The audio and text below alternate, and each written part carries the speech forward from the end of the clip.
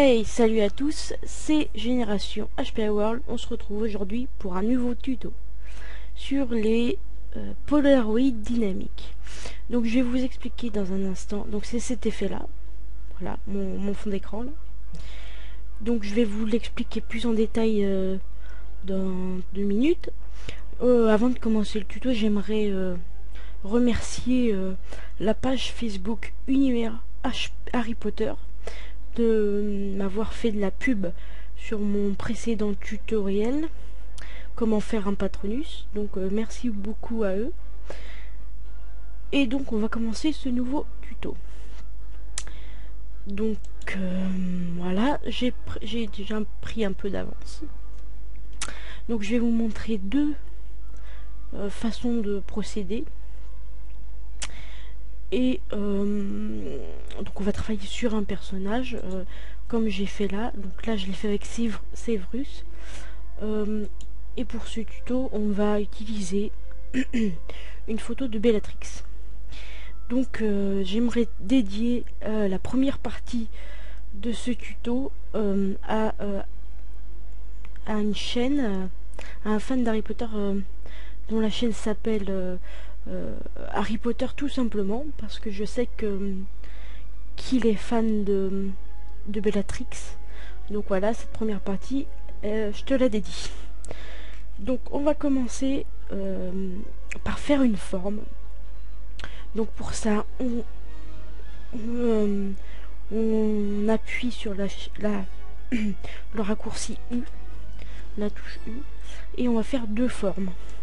La première forme, ça va être un rectangle. Alors essayez de le faire pas trop grand. Et ce rectangle, on va le faire en blanc. Voilà.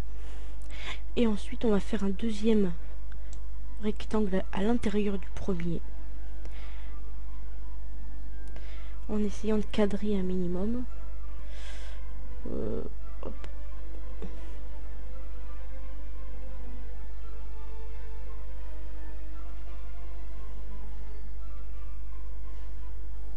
Voilà. Et ce deuxième rectangle, on va le faire en gris foncé. Voilà. Donc je voulais aussi vous dire que ce tuto m'a été inspiré par un autre tuto de la chaîne James, je sais pas trop comment on dit, JamesFX, qui fait des tutoriels vraiment formidables. Donc c'est sa technique que je vais vous montrer là. Donc je lui fais un petit peu de pub. J'espère que ça le dérange pas que je reprenne un de ses tutoriels. Donc voilà, c'était la petite parenthèse. Maintenant, on va prendre rectangle numéro 2, donc le gris ici. On va cliquer dessus et on va le convertir en objet dynamique. Ensuite, on va créer un groupe. Et dans ce groupe, on va glisser les deux rectangles. Donc on va les sectionner tous les deux. Pour ça, on maintient Shift enfoncé et on clique sur nos deux rectangles. Et ensuite, on fait cliquer glisser. Voilà, donc ils sont dans le groupe. Si je le referme, voilà, le fond reste à l'extérieur. Donc après, on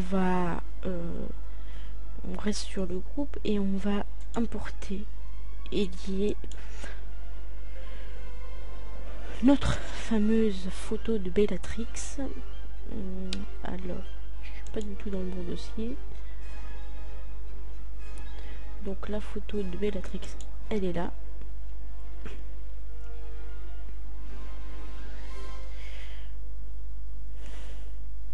Magnifique. On va maintenir Shift enfoncé et on va agrandir la photo de Bellatrix.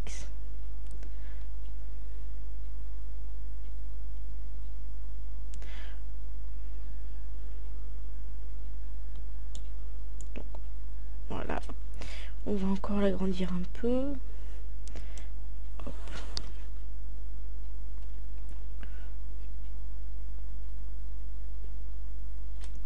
Voilà. On appuie sur entrée.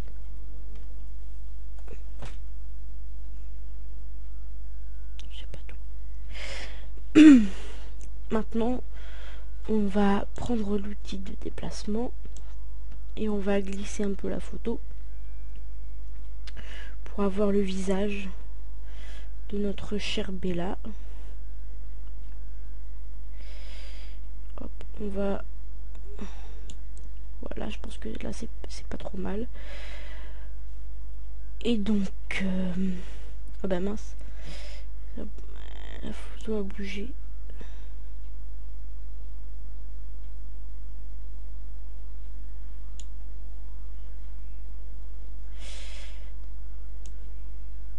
Mon ordi rame un peu, donc c'est pas évident. Voilà. Donc là, c'est très bien. On va... Ah oui, la photo est pas dans le groupe. Donc on va la remettre dans le groupe, au-dessus des calques. Et maintenant, on va maintenir Alt enfoncé. Et on va descendre le curseur. Vous voyez la petite flèche là. Et on clique. Ça s'appelle un masque d'écrêtage. Donc, voilà. Donc, on a notre Polaroid. J'ai oublié de faire une petite chose. C'est pas grave, on va la faire tout de suite. Donc, on va sur le rectangle 1. On double-clique. Et on va lui mettre une ombre portée. C'est pour donner un petit effet. Voilà. Donc moi je mets 10, 10, 20. Après c'est une question de réglage, une question de goût. Là on est sur du foncé, donc l'ombre portée se voit pas trop. Mais sur du plus clair, vous devrez régler à votre convenance. Alors ensuite, là on a que une partie du visage, donc c'est pas très beau, si on peut dire. Et en plus de ça, on a fait un fond vieilli, tacheté, voilà, taché, pardon. Donc on va faire la même chose avec le Polaroid, ça fera plus joli. Pour ça, on reste sur notre rectangle numéro 1, on va dans Fichier, Importer et lier. On va dans notre dossier texture.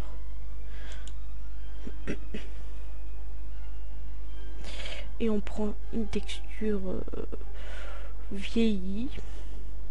Donc moi j'ai celle-ci. Après vous pouvez aller sur YouTube, il y en a plein. Des textures comme celle-ci. Vous tapez texture vieillie sur Google, du moins, pas sur YouTube. Et puis vous en aurez plein. Donc hop, on va la glisser là, ici.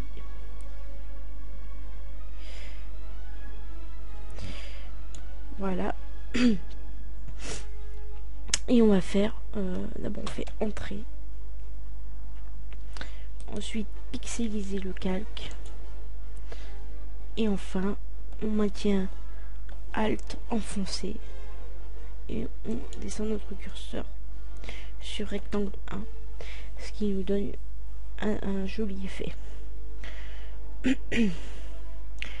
Donc, après ça, on a juste à dupliquer le calque. Donc pour ça, vous faites soit clic droit, dupliquer le groupe. Ça va vous dupliquer. Vous voyez, si on enlève celui-là, il y en a toujours un. On prend et on déplace. Oh là, j'ai fait une petite erreur. Je pense. Ouais, j'ai fait une petite erreur. Oh purée.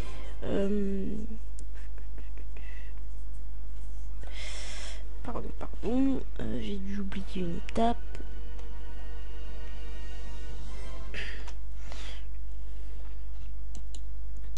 Donc on va dans le groupe. Voilà, d'accord, c'est ça que j'ai oublié. Donc on sélectionne le rectangle 1. On garde Shift enfoncé et on sélectionne le rectangle 2. Ensuite, avec l'outil de déplacement, normalement, ça devrait fonctionner. Voilà. Donc, on a notre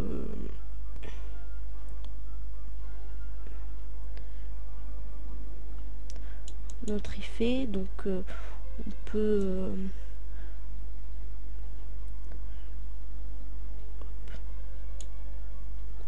voilà. Une fois que ça vous convient, je vais peut-être baisser un poil encore.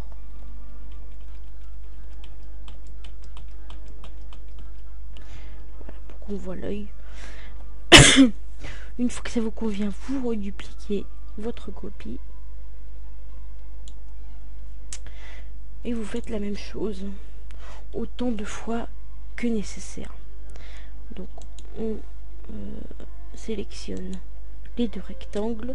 Il faut surtout pas oublier les masques ici pour le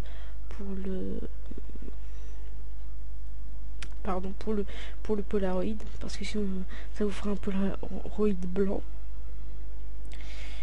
Et avec votre outil de déplacement, vous vous déplacez. Voilà. Donc vous pouvez laisser des espaces entre les Polaroid. Ça donnera un petit effet. Et vous pouvez également voilà, on va le mettre ici. Alors je suis désolée, mon PC rame un peu, mais bon, vous pouvez faire CTRL T et hop, tourner un peu votre Polaroid.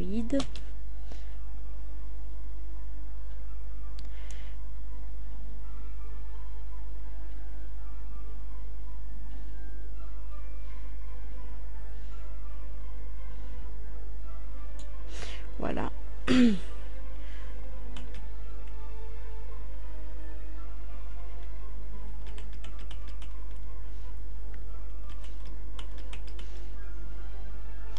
Voilà. Donc je vais appuyer sur pause le temps de terminer un peu et on se retrouve tout de suite après. C'est pour que la vidéo soit pas trop longue. Donc je vais encore en faire quelques-uns et on se retrouve après. À tout de suite. Donc voilà, j'ai terminé les Polaroid. Donc comme vous pouvez le voir, j'en ai fait 10. Pardon. Donc en général j'en fais, oui j'en fais 10, 11 même avec celui-là.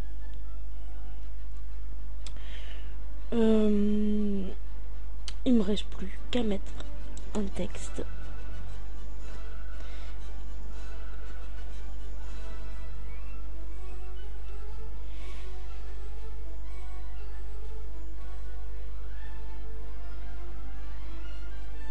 Donc on va mettre Trix.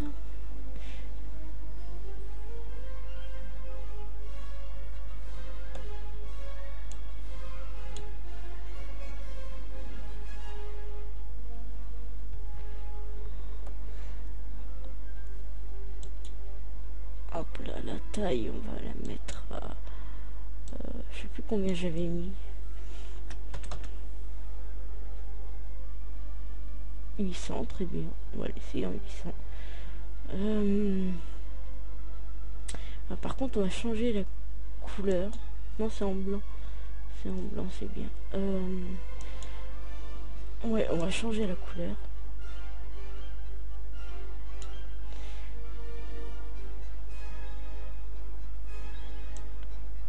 On va la mettre plus haut. Ouais.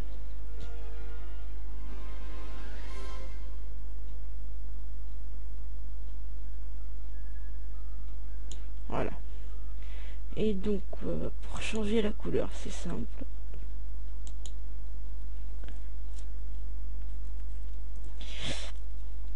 Il suffit d'aller de double-cliquer.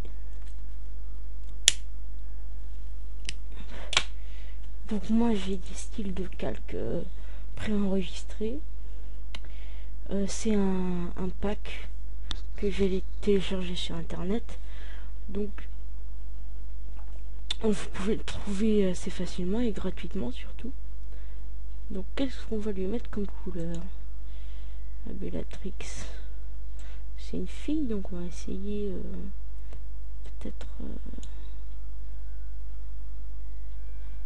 on voit pas l'effet là. Ah voilà. Non, ça fait un peu trop. Peut-être un peu plus sombre. C'est celui-là. Après c'est une affaire de goût, hein, tout simplement. J'ai vu un violet là.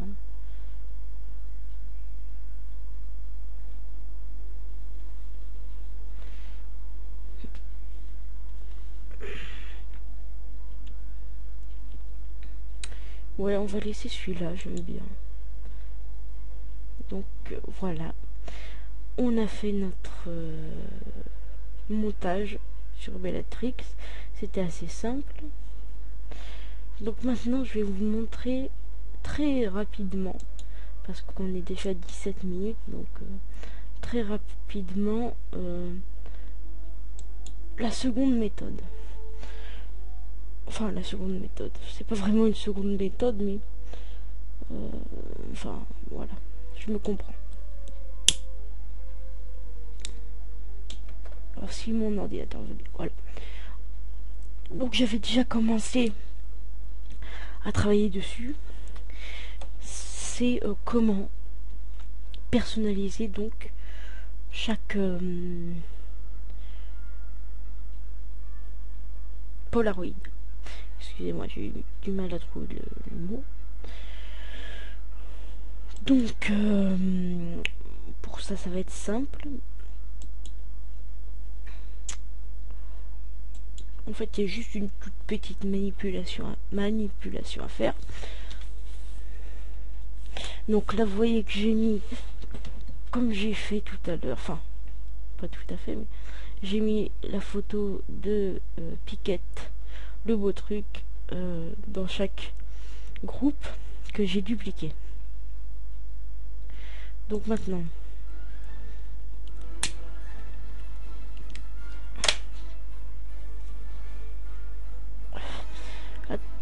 bon, maintenant si vous voulez,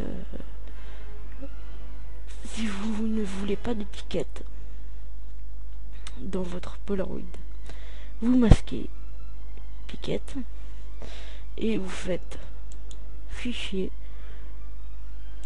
importer élevé,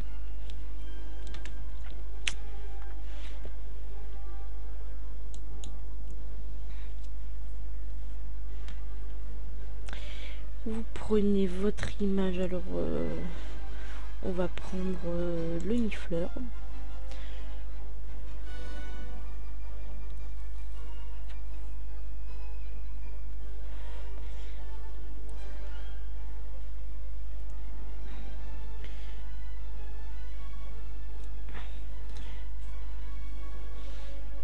Donc du coup vous allez supprimer même Piquette.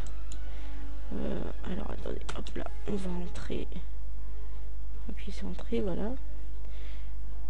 Donc on va supprimer Piquette du second groupe et on va glisser le nifleur dans ce groupe et on va maintenir Alt enfoncé et faire un masque d'écrêtage. Donc vous voyez que notre photo a disparu. Maintenant avec l'outil de déplacement, vous aurez juste à cadrer votre photo sur l'unifleur. Voilà. Et vous répétez ce geste pour tous les groupes. Donc il y a Piquet ici encore. On va le supprimer.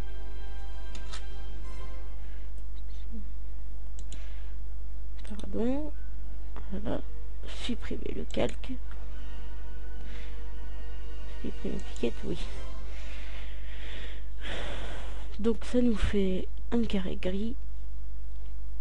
On fait importer lié.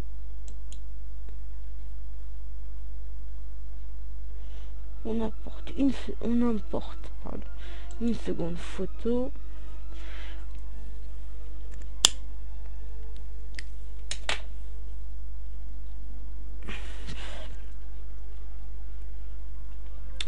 Il s'agit du démiguise, oui. On appuie sur entrée. On maintient Alt enfoncé. Et on descend sur le rectangle 2 pour faire notre masque d'écrêtage. On a le démiguise. Voilà. Et on fait pareil avec les deux derniers groupes.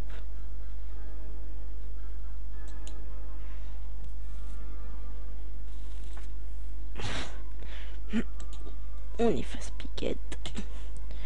On va quand même garder un Piquet, hein, vous inquiétez pas.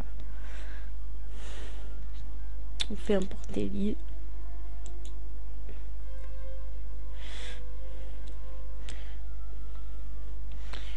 On va importer cette fois-ci, alors je sais plus ce que j'avais pris, le Démos et Merveilles, tiens.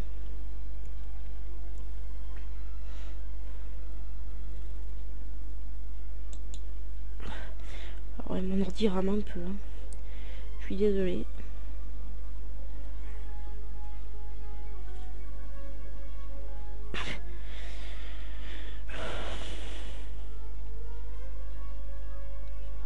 Voilà. Donc si votre photo est plus petite, ben, il suffit de recadrer. Hop. On fait rentrer, voilà. Et on fait comme pour les autres. On maintient Alt enfoncé et on glisse le curseur.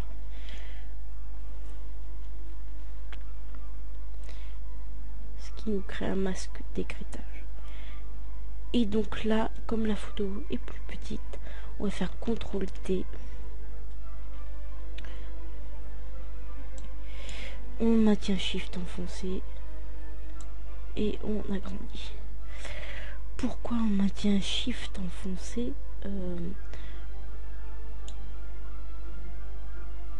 Oula, c'est déplacé au lieu de... Pourquoi on maintient Shift enfoncé? Tout simplement pour garder la même mesure et pour pas déformer les mêmes proportions du moins, et pour pas trop déformer l'image.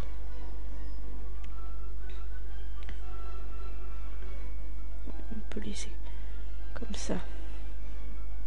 Voilà. Et, allez, vous voyez, j'ai été trop vite, j'ai déformé l'image. Donc pour ça on va faire entrer et on va faire CTRL ALT Z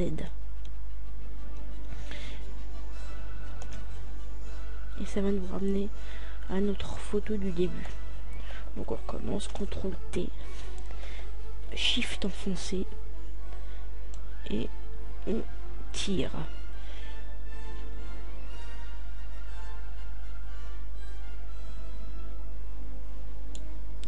Ensuite, on déclic et on... Voilà, et on démaintient Shift. On décale un peu pour cadrer sur le Démos et Merveilles.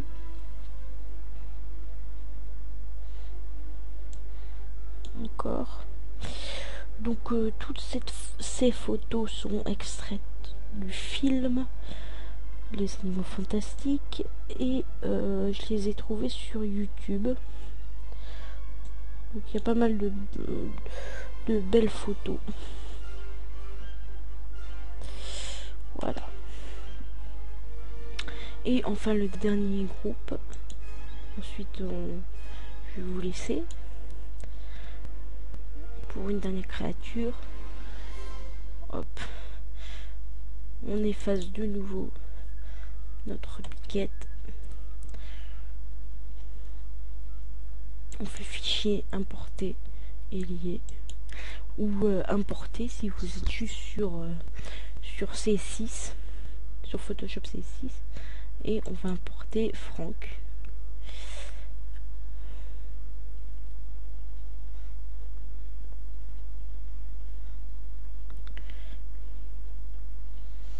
Voilà, on appuie sur entrée. On maintient Alt enfoncé et on descend notre curseur.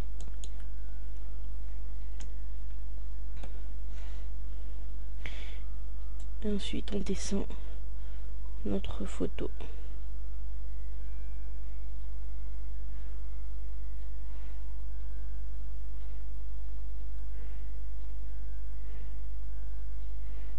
Donc on va essayer de cadrer un peu.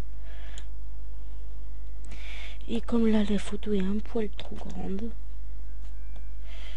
on va faire CTRL T, Shift,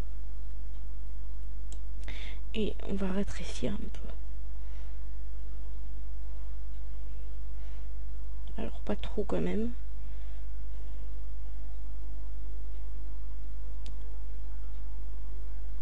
Voilà.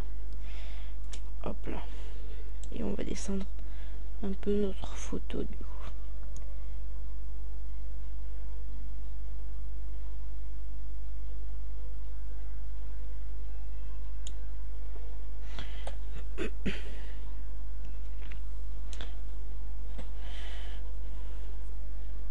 Alors debug.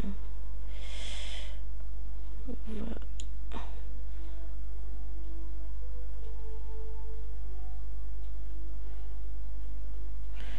J'essaye de cadrer, mais comme l'ordinateur bug, c'est pas forcément facile.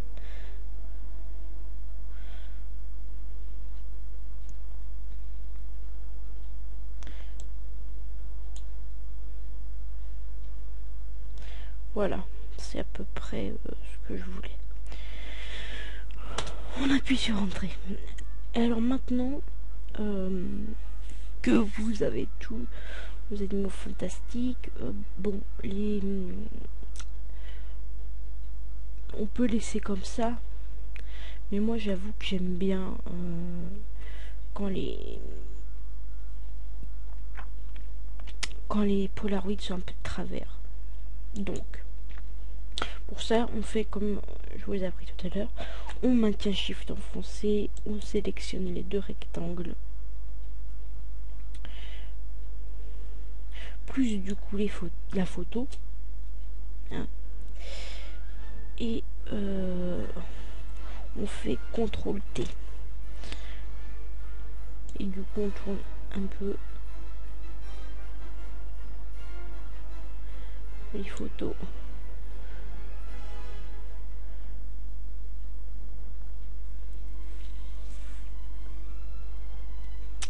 Et une fois que c'est fait, on fait entrer. On va faire pareil pour les autres groupes. Donc on ferme, on ouvre le groupe 3. On clique ici, ici. Et la photo, je vais l'oublier. CTRL T.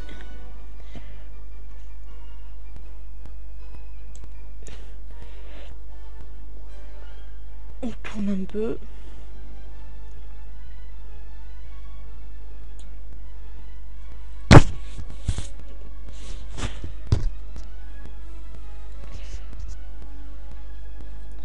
Et du coup là on peut même hop, on appuie sur entrée, on peut même déplacer nos polaroïdes.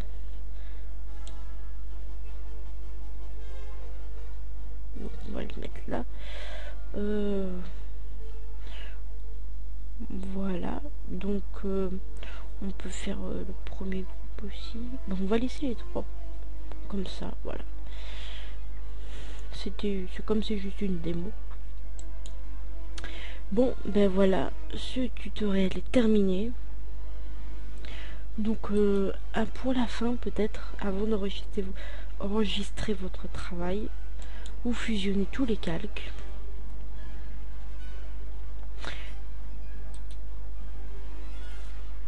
Et vous aplatissez l'image. Et voilà. Maintenant, il vous reste plus qu'à enregistrer votre travail. Donc voilà pour ce tuto sur les Polaroid dynamiques. Je vous ferai un petit pack avec les textures, peut-être même les photos des animaux, pourquoi pas. Et idem pour Bella. Oui, voilà, je vous dis à bientôt terminé pour un nouveau tutoriel. J'ai utilisé un filtre Camera Raw pour améliorer les ombres et la couleur. Le second montage, j'ai ajouté des légendes aux photos et j'ai également utilisé un filtre Camera Raw. Je vous dis à bientôt pour un nouveau tuto. Salut!